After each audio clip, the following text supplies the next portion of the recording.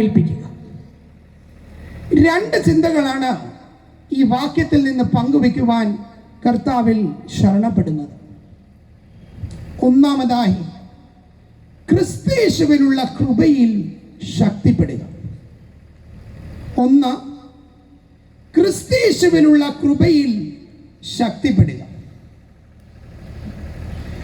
ഏറെ വാത്സല്യത്തോടും ഉടമസ്ഥാവകാശത്തോടും കൂടിയാണ് പൗലോസ് തിമോത്തിയോസിനെ അഭിസംബോധന ചെയ്യുന്നത്. എന്താണ് വിളിക്കുന്നത്? എൻ്റെ മകനെ. അതിനുശേഷം ഒരു ഉപദേശം നൽകുകയാണ്. ക്രിസ്തുയേശുവിലുള്ള കൃപയിൽ നീ ശക്തിപ്പെടണം. എൻ്റെ മകനെ, ക്രിസ്തുയേശുവിലുള്ള കൃപയിൽ നീ ശക്തിപ്പെടണം. എല്ലാത്തിനെയും പേടിയോടും ശങ്കയോടും കൂടി കാണുന്ന, നിരുത്സാഹത്തോടും കൂടി സമീപിക്കുന്ന ഒരു വ്യക്തിയായിരുന്നു തിമോത്തിയോസ്. അവൻ പ്രകൃതിയ ഭയശീലനും ശാന്തനുമായിരുന്നു. ശല്യക്കാരെ മെരുക്കി നിർത്തുന്നതിൽ പൗലോസിന്റെ മറ്റു കൂട്ടുവേലക്കാരനായ തീത്തോസിനുള്ള കഴിവൊന്നും തിമോത്തിയോസിന് ഉണ്ടായിരുന്നില്ല.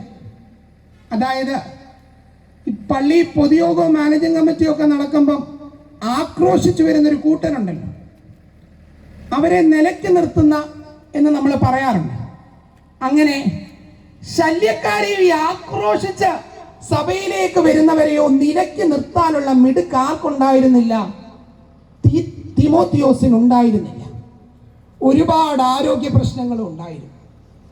അതിനാൽ പൗലോസിനറിയാം, ഒട്ടും ഉത്സാഹമില്ലാത്ത, പ്രകൃതിയാ ഭയശീലനായ, ആളുകളെ നിലയ്ക്ക് നിർത്താൻ കഴിയാത്ത, ശാന്തനായ തിമോത്തിയോസിനെ എങ്ങനെയാണ് ഒരു സഭ ഏൽപ്പിക്കാൻ കഴിയുക? അവന് സ്വന്തമായി ഒരു മിടുക്കുമില്ല. അവൻ തീരെ ശാന്തനാണ്, പമ്മി നടക്കുന്നവനാണ്. എങ്ങനെയാണ് തിമോത്തിയോസിനെ പിന്നൊരു സഭ ഏൽപ്പിക്കുക?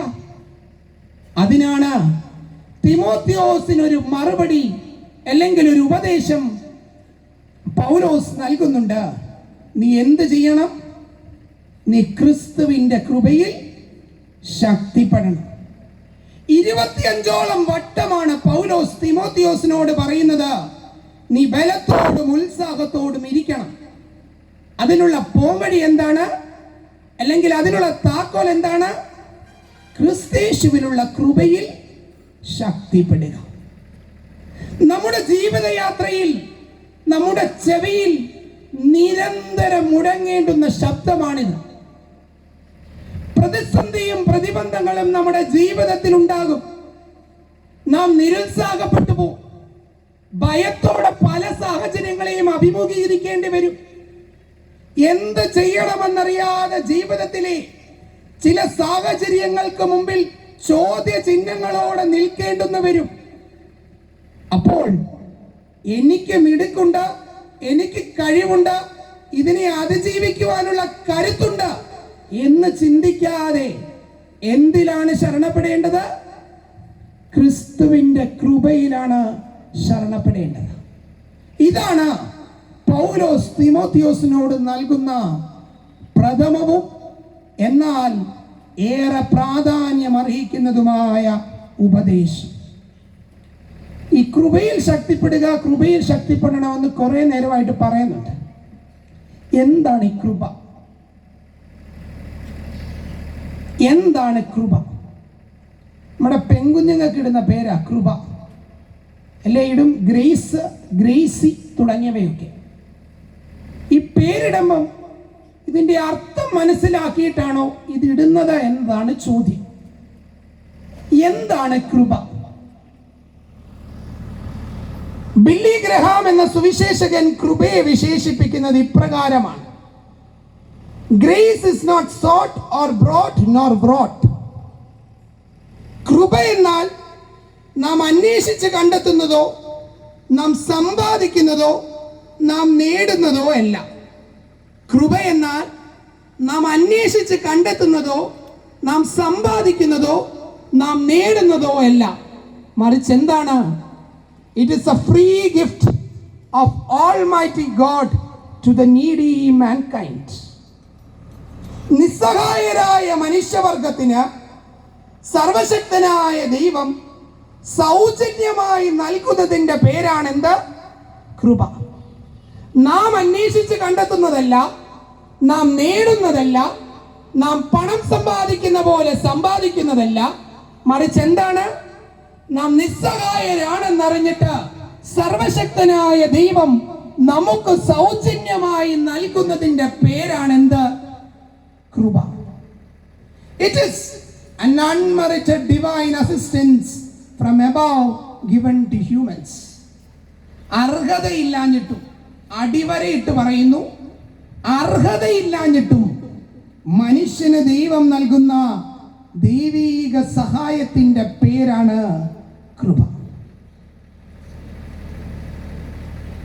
പിതാവാം ദൈവം മോശയ്ക്ക് തന്നെ തന്നെ വെളിപ്പെടുത്തുന്നുണ്ട്.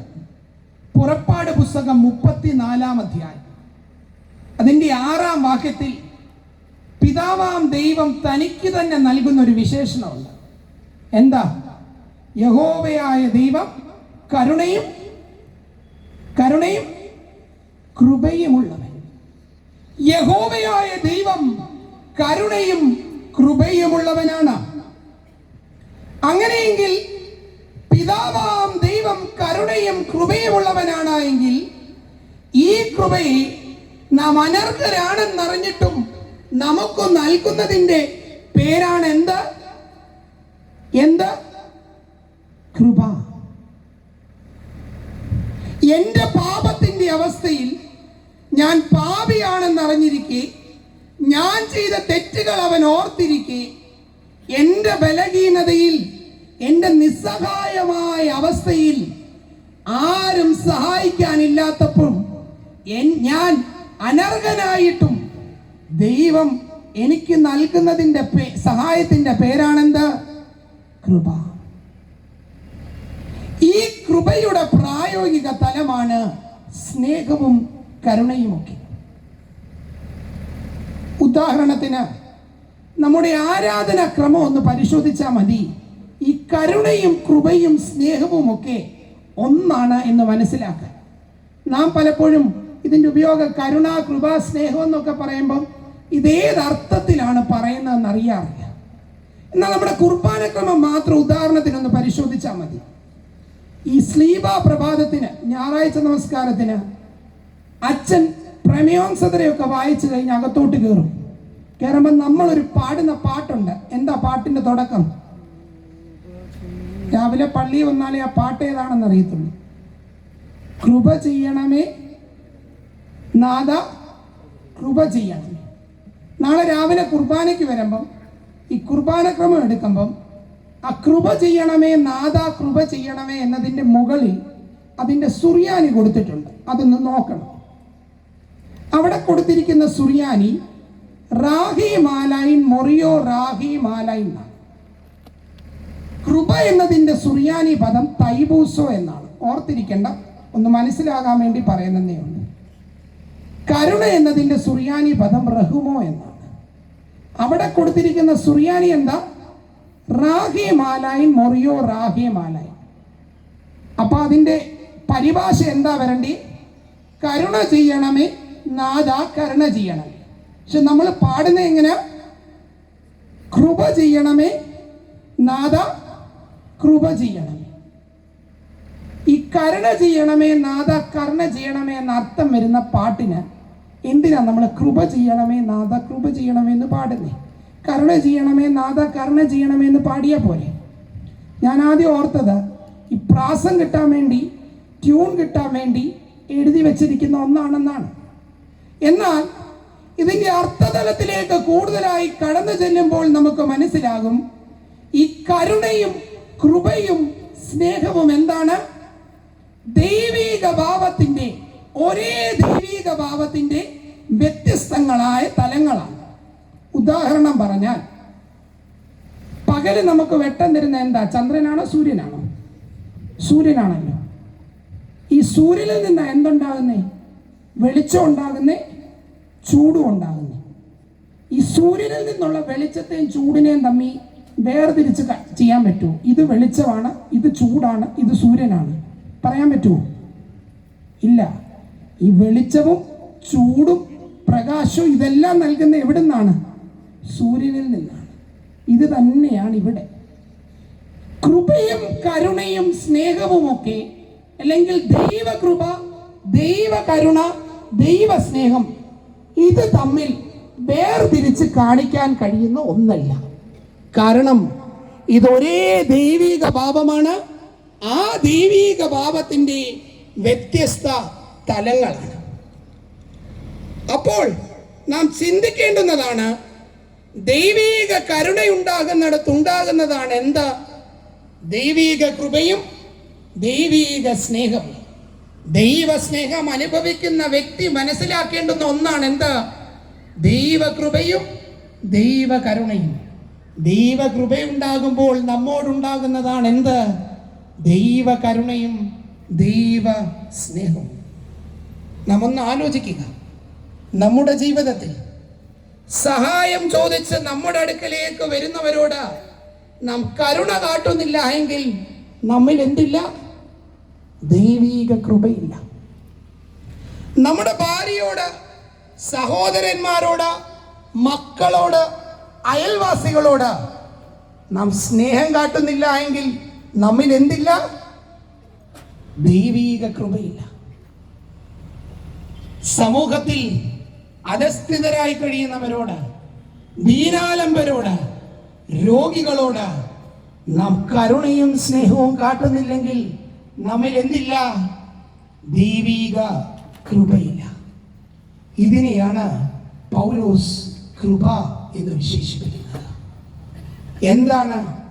എൻ്റെ പാപത്തിൻ്റെ അവസ്ഥയിൽ ഞാൻ തെറ്റുകുറ്റങ്ങൾ ചെയ്തെന്നിരിക്കെ, എൻ്റെ ബലഹീനതയുടെ മധ്യത്തിൽ എനിക്ക് ഒട്ടും അർഹതയില്ലാഞ്ഞിട്ടും ദൈവം എനിക്ക് നൽകുന്ന സഹായത്തിന്റെ പേരാണെന്ത്? കൃപ. വെറും കൃപയെ പറ്റിയാണോ പൗലോസ് ഇവിടെ പറയുന്നത്? എന്ത് കൃപയെ പറ്റിയാ പറയുന്നേ? ക്രിസ്തയേശുവിലുള്ള കൃപ. എന്താണ് അതിന്റെ അർത്ഥം? ഈ ക്രിസ്തയേശുവിൽ എന്ന പ്രയോഗം പൗലോസിന്റെ എഴുത്തിന്റെ ഒരു പ്രത്യേകതയാണ്. 73 വട്ടമാണ് പൗലോസ് തന്റെ ലേഖനത്തിൽ ക്രിസ്തയേശുവിൽ ക്രിസ്തയേശുവിൽ ക്രിസ്തയേശുവിൽ എന്ന് പറഞ്ഞു വരുന്നത്. ക്രിസ്തയേശുവിലുള്ള രക്ഷ, ക്രിസ്തയേശുവിലുള്ള വിശ്വാസം, ക്രിസ്തയേശുവിലുള്ള സ്നേഹം, ക്രിസ്തയേശുവിലുള്ള കൃപ, ഇങ്ങനെ നിരവധി ക്രിസ്തയേശുവിലുള്ള അവസ്ഥയെ പറ്റി പൗലോസ് പറയുന്നുണ്ട്. എന്താണ് അതിന്റെ അർത്ഥം? മറ്റൊന്നുമല്ല, ഒരു വ്യക്തി ക്രിസ്തുവിനായി തീരുന്ന അവസ്ഥയാണ് എന്ത്? ക്രിസ്തയേശുവിലുള്ള അവസ്ഥ. ഉദാഹരണത്തിന്, വീട്ടിൽ പൂന്തോട്ടമൊക്കെ ഉള്ളവരായിരിക്കും നമ്മൾ. ഈ സ്കൂളിൽ പഠിക്കുമ്പോൾ ഗ്രാഫ്റ്റിംഗ് എന്ന് പറയുന്ന ഒന്നിനെ പറ്റി പഠിച്ചിട്ടുണ്ട്. കൊച്ചു പിള്ളേർക്ക് അറിയാം. നമ്മൾ ഗാർഡനൊക്കെ ചെയ്യുമ്പം അത് ചെയ്തിട്ട് വന്നു. ഒരു റോസാ ചെടി ഉണ്ടെന്നിരിക്കട്ടെ, ചുമന്ന പുഷ്പം പുഷ്പിക്കുന്ന റോസാ ചെടി. 2 തണ്ടുണ്ട്. ഒരു തണ്ടിൽ ചുമന്ന റോസാ പുഷ്പവും മറ്റേ തണ്ടിൽ വെള്ള റോസാ പുഷ്പവും വേണം. നമ്മൾ എന്ത് ചെയ്യും? വെള്ള റോസാ പുഷ്പം കായ്ക്കുന്ന തണ്ട് വെട്ടി മാറ്റിയിട്ട് ചുമന്ന റോസാ പുഷ്പത്തിൻ്റെ ഒരു തണ്ട് വെട്ടിയിട്ട് ഇതിലേക്ക് കൂട്ടിക്കെട്ടും.